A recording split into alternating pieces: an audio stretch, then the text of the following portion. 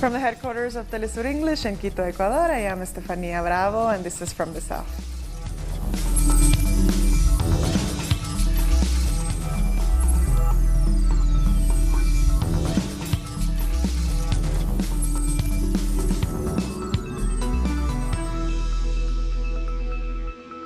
We begin in Argentina, where the lower house of Congress is on the verge of passing a landmark bill to legalize abortion during the first 14 weeks of pregnancy. Thousands of activists for and against abortion camped outside the Congress Square. On one side, there were feminist demonstrators and supporters of the bill wearing the symbolic green scarves and defending women's rights in a festive atmosphere with music and dancing. On the other side, pink and blue flags were waved by anti-abortion protesters under the motto, "Save Two Lives." And these are live pictures from the lower house in Buenos Aires as lawmakers continue to explain their vote one by one. So far, 121 lawmakers have said they are in favor of passing the bill, while 125 say they were against. There's one abstention so far and 3 congressmen who have yet to decide.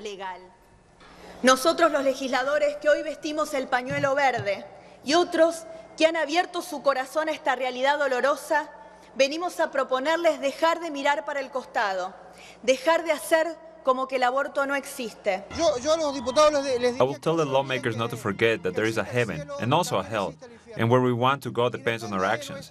With everything we do in life, we define our eternity.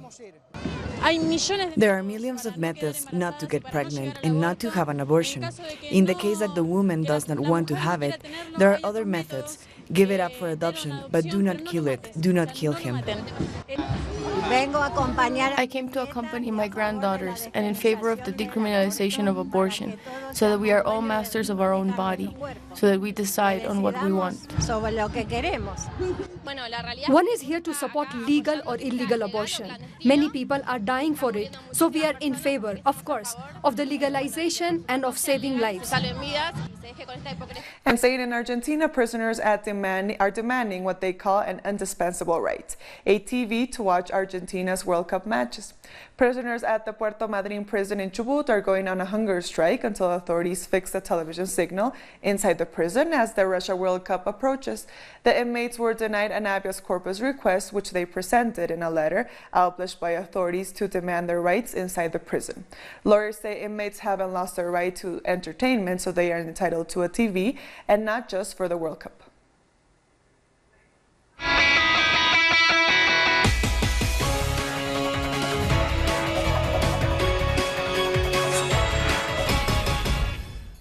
Colombian presidential candidates Gustavo Petro and Iván Duque held their campaign rallies ahead of the June 17th runoff after both of them secured their political alliances.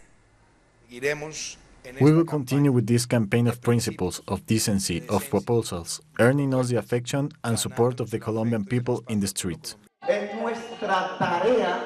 It is our historic task to lead the farmer of Colombia to be the middle class, to be the rural social base for the construction of a nation and a democracy. Victims of state crimes announced they will support the candidacy of Gustavo Petro in the name of peace, justice, truth, reparations, and guarantees of rights. During a press conference, the victims of state crimes reported that they'll support the presidential campaign of Gustavo Petro. We have been working at a national level to register the opinion of the majority of victims in the country. Most of them believe that this is a historic chance for Ángela Robledo, the candidate for the vice presidency, to work for women and victims' rights. During the last 3 governments, state crimes and human rights violations steadily increased. The 2 governments with the biggest number of human rights violations were Andrés Pastrana's and Álvaro Uribe's. Since the start of peace negotiations, violations and crimes decreased. Most of these crimes have yet to be punished. On June 17th, victims will call for support to peace, justice, truth, and guarantees. This is a good opportunity for peace, so that we can enjoy our biodiverse lands. But we must make the right choice. And I think that means voting for Ángela and Petro. They have shown that they are on board with peace. For vice presidential candidate Ángela María Robledo, the victims are showing their compromise to peace by supporting their campaign. They can see how we work with them, how we listen to their pain, and how we work for justice.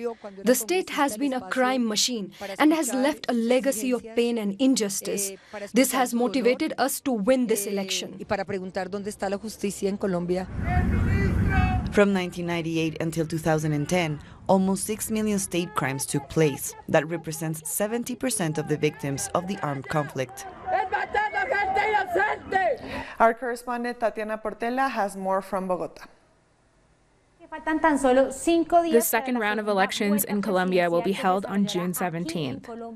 Presidential candidates Iván Duque and Gustavo Petro have already secured their political alliances.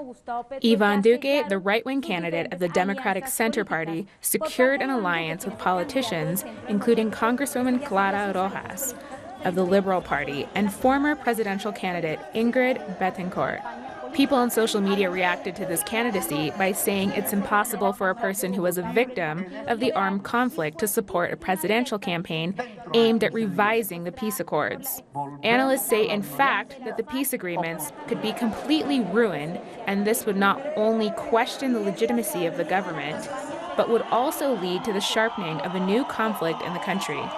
On the other hand, Petro secured the political alliance for a pro-peace coalition. The Democratic Party and the Alianza Verde Party united in this presidential campaign. In the last few hours, presidential candidate Roy Barrera also joined the campaign. This alliance is important because, although not sought by Petro, it respects the accords between the government of Juan Manuel Santos and the FARC. This is why Barrera joined, because he believes this campaign will aim at achieving peace in Colombia and will work for the peace accords to be implemented. The Episcopal Conference in Nicaragua has confirmed that the national dialogue will resume on Friday. The new round of talks will discuss the proposal sent by President Daniel Ortega. The announcement comes after violence by some opposition groups against Sandinista activists, and the police took over the town of Jinotepe, south of the capital city, Managua. The streets were blocked by barricades made of stones as armed groups fired mortars and other homemade weapons. The political crisis in the country has been ongoing for over 56 days now. This is Pedro Joaquin Chamorro Avenue, one of the busiest streets in Managua.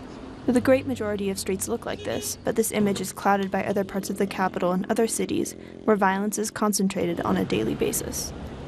Myself, as a Nicaraguan, I disagree that you can just take the life of another human being, because it's not a dog that they are killing. It's a human being, and only God has the power to take your life at His time, not at the time the enemy wants. In the name of Nicaragua's so-called freedom, houses belonging to Sandinista party members have been forcibly entered to sack, burn, and kill historic members and take as hostages various members of the Sandinista Front. These acts have not been rejected by the church, which sees them as part of what they call the protest movement. There haven't been any convictions for the events that are happening publicly, including attacks and harassments like the one that was produced against the Messiah Police delegation. Despite the aggressions, harassments, and tortures that are made against the people who try to remove the roadblocks, the Sandinista militancy is not stopping. In the middle of this situation, the government continues to raise its white flag and says that the most powerful enemy is hate and violence. We must build harmony and peace. And earlier, we spoke to author, labor, and human rights attorney Dan Kovalik about the situation in Nicaragua. And then it seems to me that the peaceful protest against these reforms were hijacked by violent actors who, it seems to me, are being funded by the National Endowment for Democracy in the United States. And they've carried out a lot of violence. Certainly, it seems that, security forces on the government side reacted as well, maybe overreacted at times. But it seems to me that what we're seeing is a very well orchestrated coup against the, frankly, very popular Sandinista government. And ever since, the U.S. has not forgiven the Sandinistas for overthrowing the U.S.-backed dictator, Anastasio Somoza.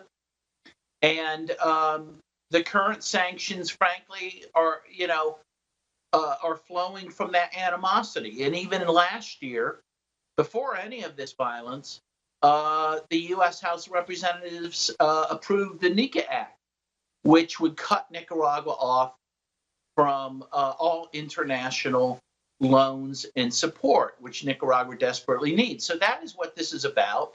The sanctions that are now being imposed have nothing about supporting democracy, because the U.S. doesn't care about democracy in Nicaragua. It never has. It has everything to do with trying to punish Nicaragua for overthrowing a U.S.-backed dictator. The Venezuelan government has granted legal benefits to 43 additional people detained for causing political violence. The extension of benefits to people accused of political violence began on June 1st. The Truth Commission was now benefit 79 people who were detained for offenses committed during the years 2013, 2014, and 2017. National Constituent Assembly President Delcy Rodriguez said that legal benefits bring a message of peace into the process of reconciliation. These legal measures required by President Nicolás Maduro have a peace message. You are going to be reunited with your families and friends. This is a new opportunity to build peace and be united.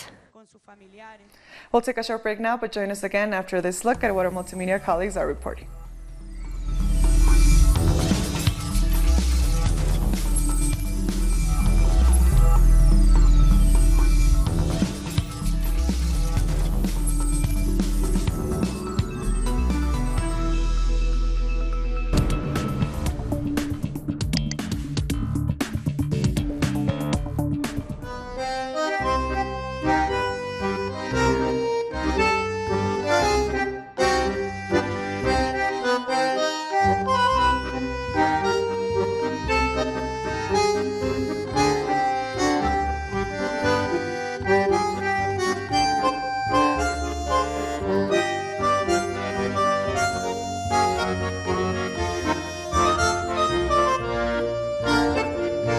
Fidel no es solamente de los cubanos.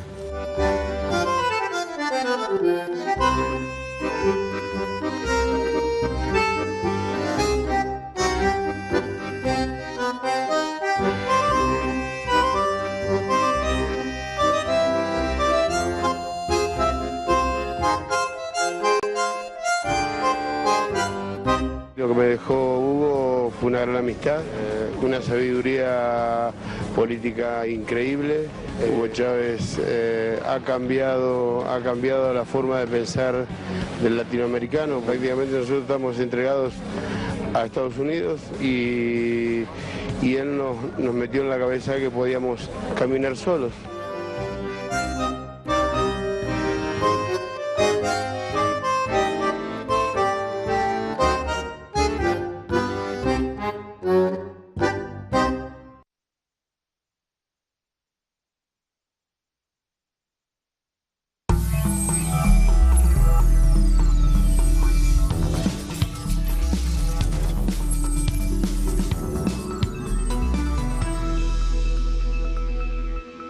Welcome back. In Chile, police have raided Catholic Church offices looking for evidence on children's sexual abuse cases.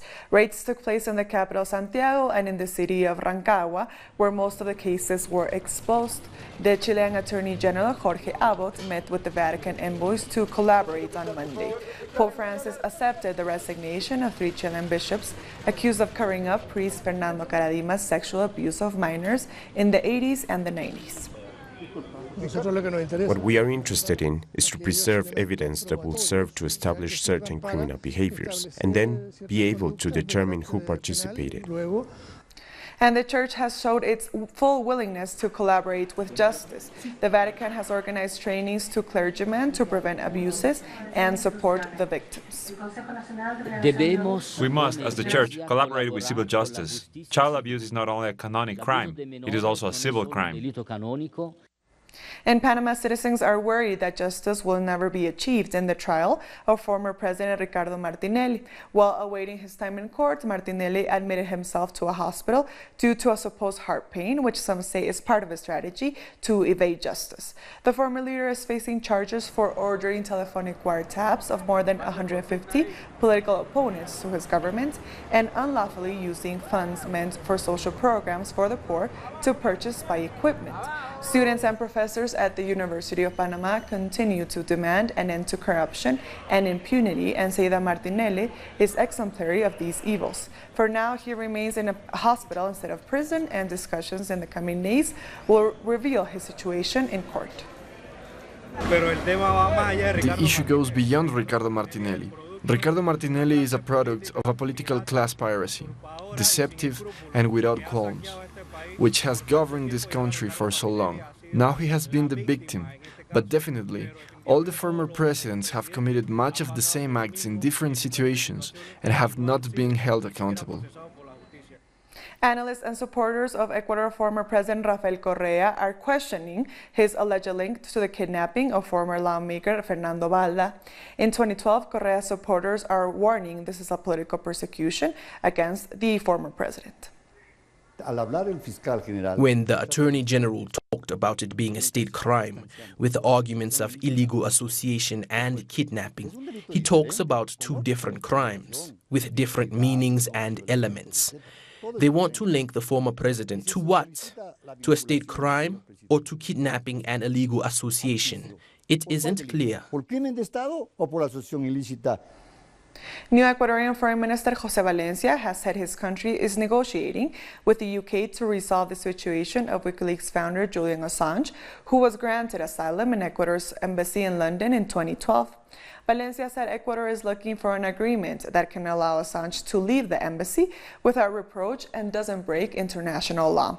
His recommendations are now due to be presented to President Lenín Moreno, who will make the final decision on how to proceed. Former President Rafael Correa gave Assange political asylum when he was facing extradition to Sweden on rape and sexual assault cases, and to the United States for publishing hundreds of thousands of classified United States embassy memos. Any further proceedings they have read. Cuba and Guyana will increase bilateral cooperation on health, environment, and conservation, disaster management, and also tourism. The announcement came just after Cuba's Deputy Minister of Foreign Affairs, Rogelio Sierra Diaz, met with Guyana's President David Granger on his official visit. Granger said both countries have enjoyed a strong friendship based on mutual respect and accepted Cuba's president's invitation to visit the island. Haiti's government has announced it is withdrawing Oxfam, Great Britain's right to operate in the Caribbean country after allegations of sexual misconduct by some of the charity's staff. In a statement, 3 ministries, including the Planning and External Cooperation Ministry, say they were withdrawing Oxfam's Great Britain status as a non-governmental organization for violation of Haitian law and serious violation of the principle of the dignity of the human beings. The dancers of the contemporary dance company of Cuba are working on their September presentation, influenced by world-renowned choreographers. If the stimulus doesn't change, tension is lost. That's the maxim followed by Cuba's contemporary dance company. As the company's director says, the secret of their success is the work they do with different choreographers. I'm looking for a choreographer that has different style, so a dancer will have in a year 7 or 8 choreographers, and in 10 years the dancer would have worked with 21 choreographers. I don't think the choreography career in the Tech University of New York would have more than 5 choreographers in 5 years. So one choreographer comes and tells you one thing, then another one tells you something different, and all of this has to stick with you and remember it, so you can use it when the time is right. Workshops are an essential part of the training the dancers receive. Projects like the Cuban-British Creative Island, now in its 3rd edition with the support from the British Council for the Caribbean, promote the passion for dance and artistic exchange between both nations. When I make work, I don't have a clear idea about exactly what's going to happen. I have really clear structures, but it really depends on the relationship between me and the dancers and how the dancers respond to that. So I can't tell you exactly, but I do know that it will be something very unusual and unexpected. Not your normal contemporary dance. The combined forces of Leah Anderson and the dancers of Cuba's contemporary dance company are preparing the show they will present in September in Havana. At this point, they focus on the creative workshops that will turn into forms and compositions, the creation of structures and phrases that will shape it. With Leah, we are working with an old piece that we suppose was the first dance in England. It's interesting how we can take it and do a new one, a modern one, a contemporary one. And we are working with photos, pictures, and sculpture. So it's a new kind of movement. It's super different that we have done before. Traditional, folkloric, and other styles are what bring out the contemporary spirit of danza. Laura Prada, Telesur Havana. After decades of armed conflict in Colombia, the jungle of Guavire is at last revealing its secrets to anthropologists.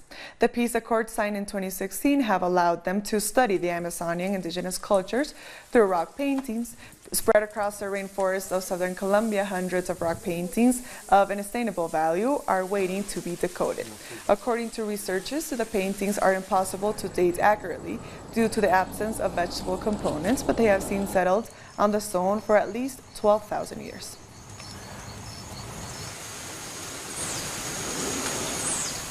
We'll take a short break now, but join us again after this look at where our multimedia colleagues are reporting.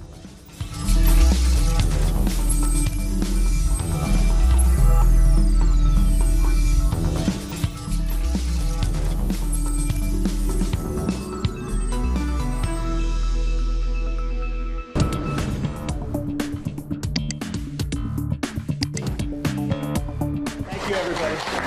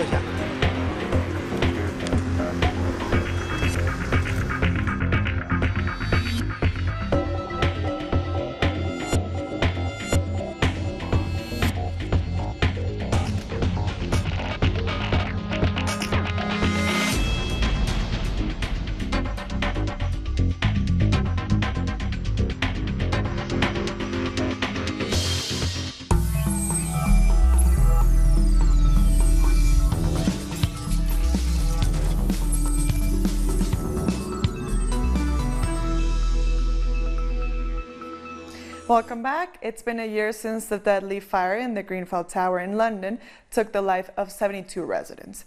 Around 200 people also lost their home to the blaze. The 24-story building caught fire past midnight on 14th of June last year, entrapping residents as they slept. It was engulfed in flames for 60 hours and took 250 firefighters to bring it under control. It is considered the country's deadliest domestic fire since World War II. The tower was home to a multi-ethnic community in an upscale neighborhood. A minute's silence was observed outside the Chester Story House in London to pay tribute to those who died in the fire. Survivors of the tower fire and relatives of the 72 people killed held vigils and prayed together to mark the first anniversary of the disaster. Politicians and emergency workers also attended the vigil. You cannot sleep at night. Those who are suffering mental breakdown. Muslims across the world get ready for the celebration of Eid al-Fitr, a religious holiday that marks the end of Ramadan. Eid al-Fitr translates from Arabic as the festival of breaking the fast, taken by Muslims during the holy month of Ramadan. It is a day that celebrates with the families and friends, but it also includes prayers and charity towards the poor. In Pakistan, the Muslim community is already shopping for their henna and jewelry that they will put on to celebrate the achievement of fasting from dawn until dusk during a month. As the World Cup begins in Russia, footballing legend Diego Maradona has expressed his doubts about FIFA's decision to award the 2026 World Cup to Canada, the United States, and Mexico. He was speaking in the first episode of Telesur's exclusive program, De la Mano del 10. I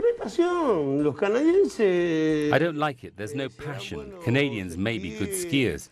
The United States wanted to change the game to last 4 quarters of 25 minutes, just for advertising reasons. Do you remember? We would have had to play for 100 minutes. The winner here is Mexico, and they don't deserve it, because Mexico may win a couple of games, but then they face the Brazilians or Germany, and they're done, out. And before we go, let's remind you when you can see the special World Cup program with Diego Armando Maradona, De la Mano del 10. The World Cup, according to Maradona, will air only on Telesur every night at this time throughout the World Cup in Russia. Be sure to tune in.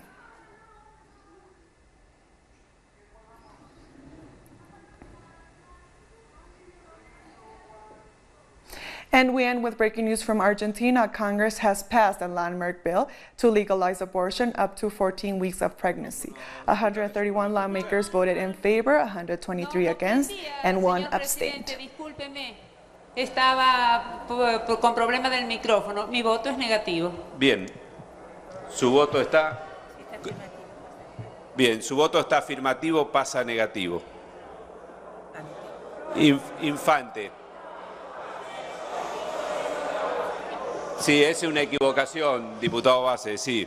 Señor presidente, mi voto es negativo. Bien, estaba positivo, pasa negativo. Bien, 2 votos son. Navarro está bien votada. Son 2 votos lo que varían, no varía la votación, resulta afirmativo. This is a historic day in Argentina where abortion has been legalized for up to 14 weeks. Por favor, de vuelta al festejo, no. Comencemos en particular. And with that, we've come to the end of this news brief. These and many other stories, you can find them on our website at telesurtv.net/English.